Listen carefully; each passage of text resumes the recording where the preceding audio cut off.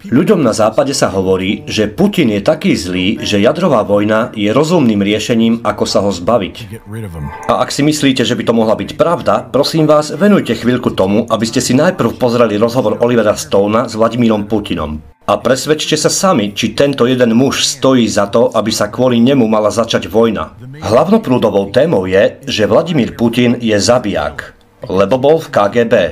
Ale to, čo ti nepovedia, je, že z KGB odišiel, lebo nesúhlasil s ich metódami. Komunizmus opísal ako slepú ulicu ďaleko od hlavného prúdu civilizácie. Je to vlastenec starého Ruska, tisícročného taviaceho hrnca mnohých kultúr.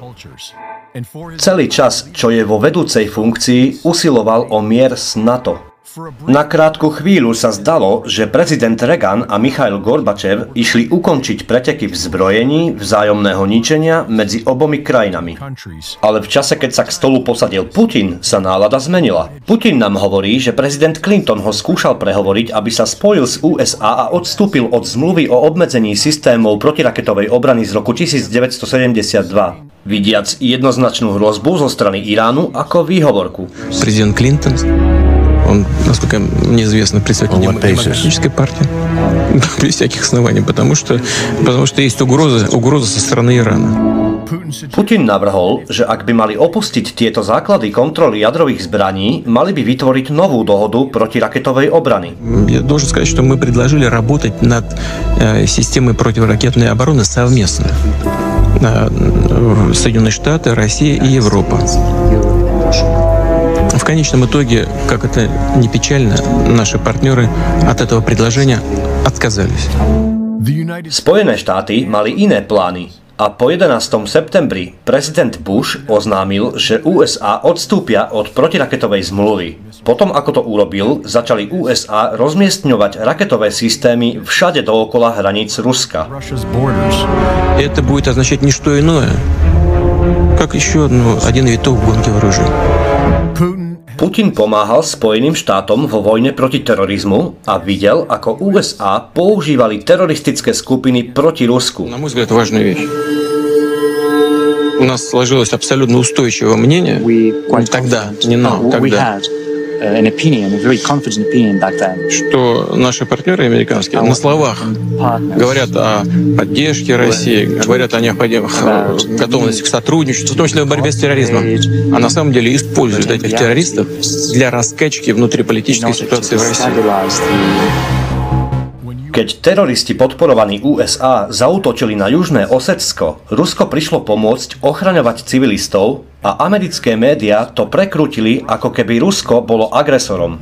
Keď prevažná väčšina Krymčanov hlasovala za pripojenie k Rusku, západné médiá to prekrútili, že ich Rusko k tomu donútilo. V 2012 sa ministerstvo zahraničia USA otvorene vmiešalo do ruských volieb a v 2014 zorganizovali násilné zosadenie ukrajinskej vlády všetkým na očiach. Začiatkom tohoto roka sa ministerstvo zahraničia USA vyhrážalo, že zatvorí plynovod Nord Stream. Ak Rusko vtrhne na Ukrajinu akýmkoľvek spôsobom, Nord Stream 2 nebude pokračovať. Prezident Biden pokračoval. Ak Rusko napadne, znamená tanky a vojsko prekročia hranicu Ukrajiny. Ešte raz, tak nebude viac Nord Streamu 2. My ho ukončíme.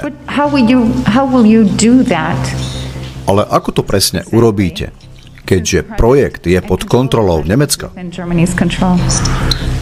Sľubujem vám, že bude v našich možnostiach to urobiť. A teraz sa zdá, že to USA urobili, keďže sa ministerstvo zahraničia tým chvasce. Zatiaľ, čo sa NATO zúfalo snaží ovládnuť svet, ruské ministerstvo zahraničia vybudovalo spojenectvo s väčšinou sveta. Spojenectvo podopreté zdravými peniazmi, ktoré si ctí národnú zvrchovanosť a usiluje o svetový mier. V tomto bode sa zdá dosť zrejmé, že ak sa Američania nezobudia zo skutočnosti, že už viac nie sú považovaní za tých dobrých, stratia všetky slobody, ktoré zvykla predstavovať Amerika. Správu priniesol Greg Rees pre Infowars.